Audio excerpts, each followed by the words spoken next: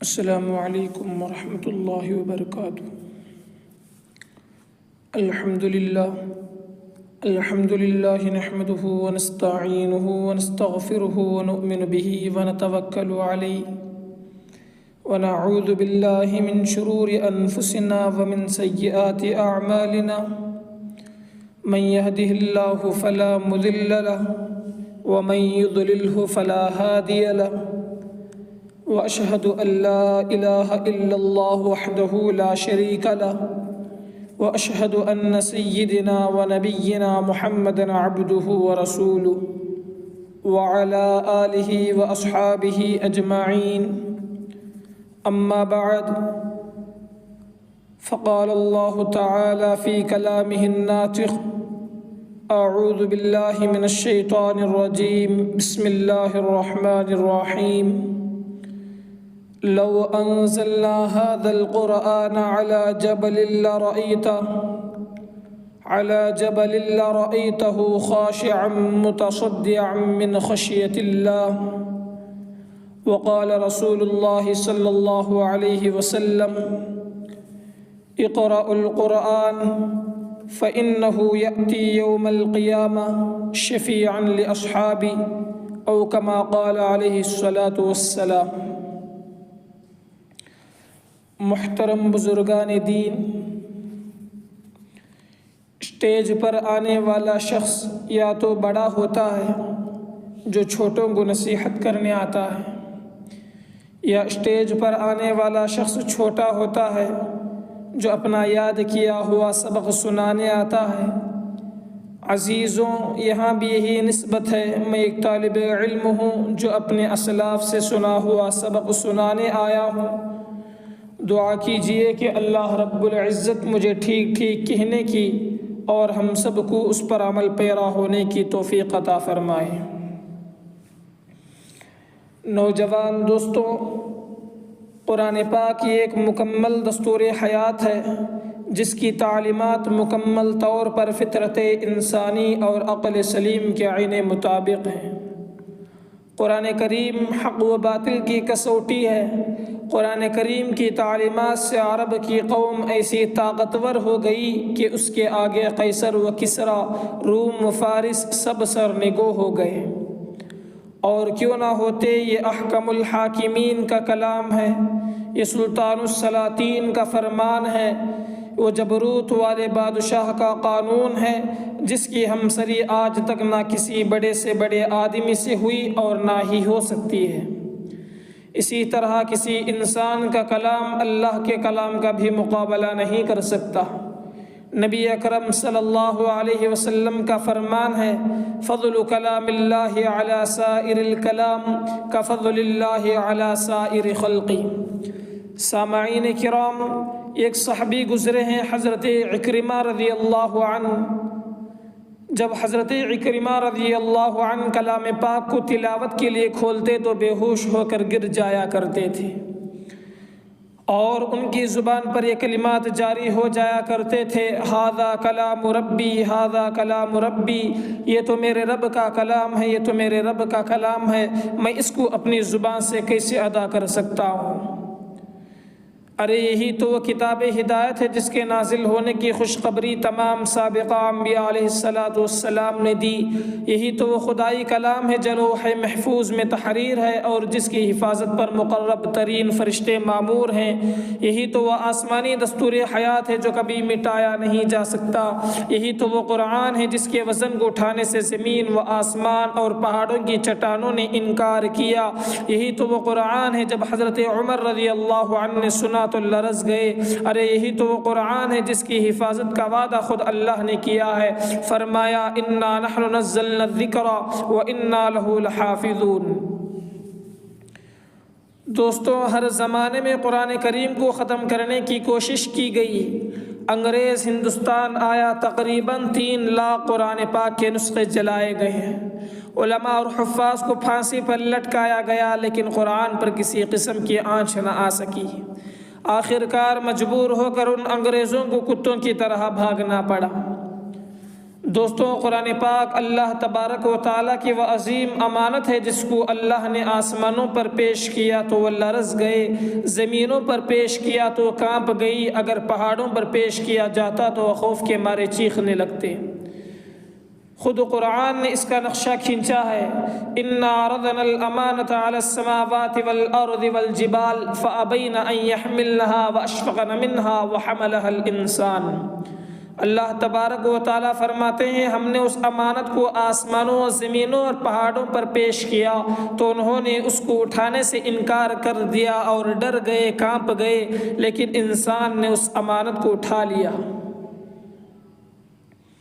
بزرگان دین، آج کا بے وقوف انسان نہ جانے کہاں کہاں علم تلاش کرتا پھرتا ہے، کبھی اسکولوں اور کالجوں کے چکر کاٹتا ہے، کبھی کمپیوٹر اور انٹرنیٹ کے ذریعے سے علم سیکھنا چاہتا ہے، کبھی سائنس کو اپنا راستہ بنا کر منزل مقصود کا پتہ معلوم کرنا چاہتا ہے، جبکہ قرآن عظیم نے 1400 سال پہلے علم کے سمندر کو کوزے میں بند کر کے پیش کر دیا تھا۔ آؤ ذرا دیکھو قرآن کریم کس طرح ہماری رہنمائی کرتا ہے۔ لوگوں، اگر تمہیں علم سیکھنا ہے تو قرآن سے سیکھو۔ قرآن سکھاتا ہے لقد کان فی قصصہم عبرۃ لأولی الالباب۔ اگر تمہیں علم میراث حاصل کرنا ہو تو قرآن سے حاصل کرو۔ فرمایا یوصیکم اللہ فی اولادکم للذکر مثل حظ الانثیین۔ اگر تم شوقین ہو علم حیوانات کے تو قرآن اس کی بھی رہنمائی کرتا ہے۔ دیکھو افلا ینظرون الی الابل کیف خلقت۔ اگر تمہیں دنیا ہی کمانی ہے تو کیمیا گری قرآن سے سیکھو۔ قرآن سکھاتا ہے وَإِنَّ لَكُمْ فِي الْأَنْعَامِ لَعِبْرَةً۔ سامعین کرام، قرآن علوم کا معدن ہے۔ قاضی ابو بکر محمد بن عبداللہ نے لکھا ہے کہ قرآن میں 70,000 علوم ہیں۔ ائمہ و علماء کی تصانیف و تفاسیر کا جو شخص مطالعہ کرے گا وہ اس قول کی صداقت کو تسلیم کر لے گا۔ یہی نہیں، میرا دعویٰ ہے کہ لکھ کر کے لے جاؤ، جس علم کو بھی تم چاہو گے وہ اس قرآن میں ملے گا۔ اے نوجوانوں، ایک وقت تھا جب عمر رضی اللہ عنہ اپنی بہن کو ایمان لانے کی وجہ سے مار رہے تھے، لیکن جب عمر قرآن پڑھتے ہیں تو حالت بدل جاتی ہے اور رو رو کر یوں کہتے ہیں کہ یا ایھا الذین آمنوا، یا ایھا الذین آمنوا، اے ایمان لانے والوں، عمر کے گلے میں رسی باندھ کر مکے کے گلیوں میں گھسیٹتے ہوئے آقا کے قدموں میں ڈال دو۔ حاضرین مجلس، حقیقت ہے بڑے بڑے دشمنان اسلام نے قرآن کو مٹانے کی کوشش کی، لیکن اس کی حفاظت کا وعدہ خود خالق دو جہاں نے لیا ہے۔ خدا کا فرمان ہے انا نحن نزلنا الذکر، ہم نے قرآن کو نازل کیا، وانا لہ لحافظون، اور ہم ہی اس کی حفاظت کرنے والے ہیں۔ یہی وجہ ہے کہ 1400 سال کا عرصہ گزر گیا لیکن آج تک کسی قسم کی تحریف نہ ہو سکی۔ جبکہ فرعون نے اس کو مٹانا چاہا، ابو جہل نے اپنی ساری زندگی اسی کام میں خرچ کی، یہودیوں نے اپنی مکاریاں کی، عیسائیوں نے اپنی تدبیریں کی، تاتاریوں نے مسلمانوں کو موت دی، ہندوستان میں ظالم انگریز نے کتنے علماء کو شہید کیا، کتنے حفاظ کو پھانسی پر لٹکا دیا اور کتنے قرآن پاک کے نسخے جلائے گئے۔ شاید ان ظالموں کو معلوم نہیں کہ جب اللہ کسی چیز کی حفاظت کرنے پر آتے ہیں تو کسی کی طاقت نہیں ہوتی کہ اس کو روک دی۔ اے میرے عزیز دوستوں، آج تو قرآن ہماری گھروں کی الماریوں میں پڑا ہوا ہے، مہینوں مہینوں قرآن اٹھا کر دیکھنے کی توفیق تک نہیں ہوتی، تو بتاؤ پھر آفات کیوں نہیں آئیں گے، مشکلات کیوں نہیں آئیں گے، پھر برکت کہاں سے آ جائے گی جبکہ قرآن کو تم نے بھلا دیا ہے۔ سامعین اکرام، فرشتے ان کے گھر جانے کا راستہ چھوڑ دیتے ہیں، فرشتے ان کے گھر جانے کا راستہ چھوڑ دیتے ہیں جو صبح اٹھ کر قرآن پڑھنا چھوڑ دیتے ہیں۔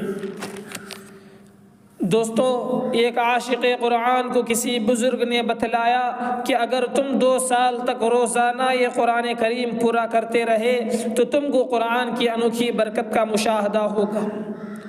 چنانچہ انہوں نے روزانہ یہ قرآن پاک پورا کرنا شروع کر دیا، اگرچہ کہ بہت مشکل کام تھا، کیونکہ کبھی بیماری آتی ہے، کبھی پریشانی، کبھی گرمی آتی ہے، کبھی سردی، لیکن اس نے ہمت کر کے اس کام کو شروع کر دیا۔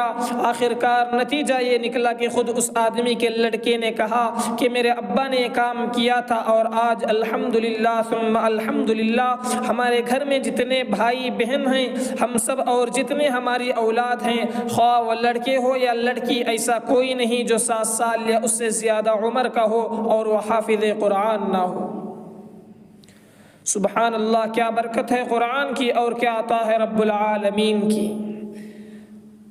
دوستوں، حدیث پاک میں آتا ہے کہ جب ایک میت کو قبر میں لٹایا جائے گا اور عذاب کے فرشتے ہر طرف سے گھیر لیں گے، اس وقت سورہ تبارک الذی کو ایک شکل دی جائے گی، اس شکل میں آ کر عذاب دینے والے فرشتوں سے کہے گی، خبردار جو تم عذاب دینے کے لیے آگے بڑھنے کی کوشش کی۔ تو ملائکہ کہیں گے ہمیں اللہ کا حکم ہے، ہم آپ کے کہنے سے کیسے رک جائیں گے؟ وہ صورت کہے گی میں اللہ کا کلام ہوں۔ فرشتے کہیں گے یہ سب کچھ صحیح ہے کہ آپ اللہ کا کلام ہیں، مگر ہمیں بھی کلام والے کا آرڈر ہے کہ عذاب دو، تو ہم کیسے رک جائیں؟ ہم تو اللہ کے آرڈر کے پابند ہیں۔ تو سورہ تبارک الذی کہے گی 1 منٹ رک جاؤ، اور اسی وقت وہ سورت عرش پر پہنچے گی، حق تعالی شانہ کی بارگاہ میں جا کر بہت غصے سے کہے گی کہ اے اللہ، یا تو مجھے اپنے کلام سے نکال دے کہ میں آپ کے کلام کی صورت نہ رہوں، اگر میں صورت ہوں تو کیوں ملائکہ میرے حکم کی تعمیل نہیں کرتے؟ میں آپ کا کلام ہوں، میں آرڈر دیتی ہوں کہ وہ رکے عذاب دینے سے، مگر وہ رکتے کیوں نہیں؟ حق تعالی شانہ فرمائیں گے رأیتک غضبتی، میں دیکھتا ہوں کہ تو بہت غصے میں بھری ہوئی ہے۔ تو سورت جواب دے گی حق لی ان اغضب، مجھے حق ہے کہ میں غصہ کروں، میں کوئی معمولی چیز نہیں ہوں، میں تو آپ کا قرآن ہوں۔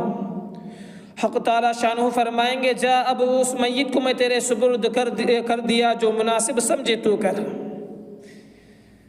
اب صورت آئے گی آرڈر لے کے، اور عذاب دینے والے فرشتوں سے کہے گی خبردار اگر تم عذاب دینے کے لیے آگے بڑھنے کی کوشش کی۔ تو حدیث پاک میں آتا ہے کہ وہ ملائکہ اس طرح منہ بسورتے ہوئے رخصت ہو جائیں گے جیسے کوئی شرمندہ شکست کھا کر جاتا ہے کہ ہماری کچھ بات بھی نہ چلی۔ دوستوں، قرآن کریم پڑھنے والے کی طرف سے عذاب کو دفع کرے گا اور جھگڑے گا، اور اس کے جھگڑنے کو خدا کی عدالت میں قبول کر لیا جائے گا۔ دوستوں، اگر آج بھی دونوں جہاں میں کامیابی چاہتے ہو اور عذاب قبر سے پناہ چاہتے ہو تو قرآن کو سینے سے لگانا ہوگا، اور ہر روز قرآن کی تلاوت کرنا ہوگا، اس کے احکام پر عمل کرنا ہوگا، اور اپنی اولاد کو حافظ قرآن بنانا ہوگا اور اس کو استعمال میں لانا ہوگا۔ سامعین اکرام، اللہ تبارک و تعالیٰ سے دعا کیجئے کہ اللہ تبارک و تعالیٰ ہم سب کو قرآن پر عمل کرنے والا بنائے، عشق نبی اور عشق قرآن عطا فرمائے، اور آخری سانس تک قرآن کی تلاوت کرتے رہنے کی توفیق عطا فرمائے۔ آمین۔ وآخر دعوانا ان الحمد للہ رب العالمین۔